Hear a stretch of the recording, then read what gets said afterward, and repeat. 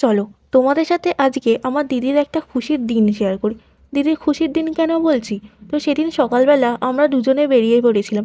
ফার্স্টেই গিয়ে চলে গেছিলাম স্টেশনে এবং ওখান থেকে গিয়েছিলাম এয়ারপোর্টে। এয়ারপোর্টে যাওয়া দেখে নিশ্চয়ই বুঝতে পেরেছো যে কাউকে আনতে যাচ্ছি। হ্যাঁ, সেদিনকে আনতে গেছিলাম আমার দিদির প্রিয় মানুষ অর্থাৎ আমার দাদাভাইকে।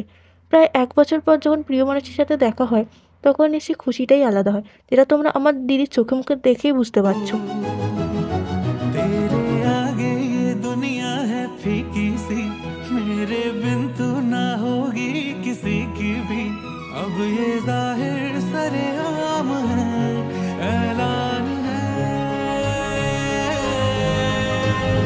जब तक जहां में सुबह शाम है। আচ্ছা, তোমাদের মধ্যে কার কার প্রিয় মানুষ তোমাদের থেকে এতটা দূরে থাকে সেটা কিন্তু কমেন্ট করে বলতে ভুলবে না। আর আমার দাদাভাই আমাকে দেখে লজ্জা পাচ্ছিল।